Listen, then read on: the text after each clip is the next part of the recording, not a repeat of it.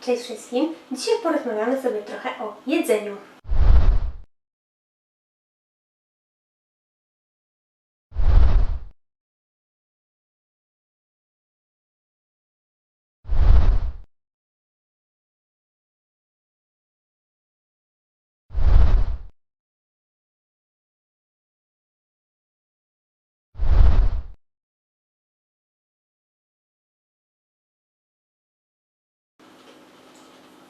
Może Was trochę zmylił wstęp, ale za chwilę dowiecie się, o co mi chodziło.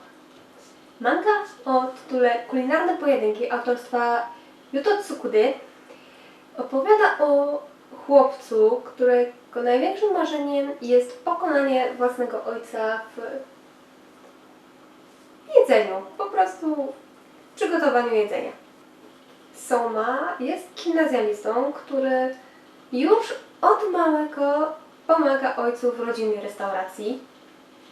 Wszystko byłoby super, gdyby nie fakt, że ojciec stawia przed nim ultimatum, że może stanąć z nim do pojedynku tylko wtedy, kiedy ukończy Akademię Totsuki, czyli elitarnej szkoły gastronomicznej, do której chodzą tylko najlepsi.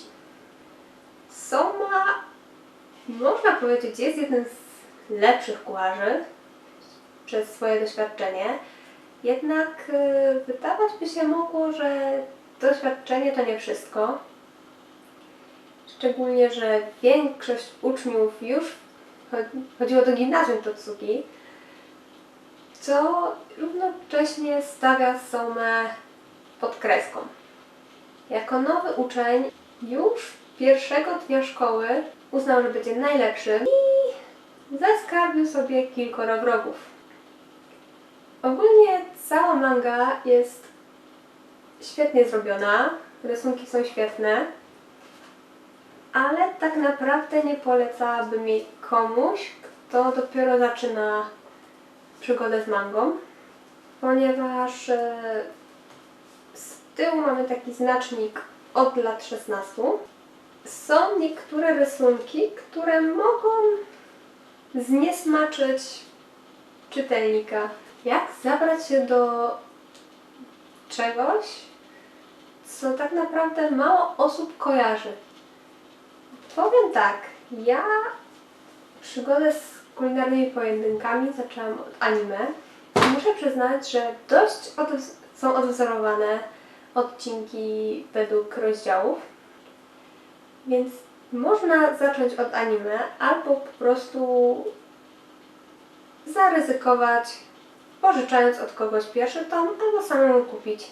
Na pewno pojawi się osobny filmik od tego, jak czytać mangę, co to w ogóle jest manga, jak zacząć, od czego zacząć przygodę z tym dziełem, tym czymś, jak niektórzy twierdzą. Prawdę powiedziawszy, ja już mam pewne doświadczenie z mangą i wiem, że na pewno nie wzięłabym tego tytułu na pierwszy ogień, ale wiem, że na pewno że przyjemnie się ją czyta. Czasami, ale to już kwestia tłumaczenia, niektóre potrawy czy przepisy są niekoniecznie dobrze przetłumaczone, ale to już można przymknąć oko na to. Cała historia skupia się na Somie, jego przygodach w szkole. Pokazuje również, że warto walczyć o swoje marzenia, że być może pewnego dnia się spełnią, czego Wam jak najbardziej życzę. Naprawdę dobrze oceniam ten tytuł, zarówno pod kwestią rysunków, jak i tego tłumaczenia, mimo że zdarzają się błędy. Każdemu naprawdę zdarzają się błędy i po prostu trzeba to respektować. Oceniam ten tytuł 8 gwiazdek na 10. Jest kilka niedociągnięć, mogło być lepsze, ale naprawdę warto, jeżeli już jesteście zaznajomieni z tym tworem, jakim jest manga. To by było na tyle. Zapraszam Was do subskrypcji kanału, kliknięcia w przycisk, żeby być na bieżąco. Zapraszam również na moje media społecznościowe. Link macie w opisie. Do zobaczenia i pa!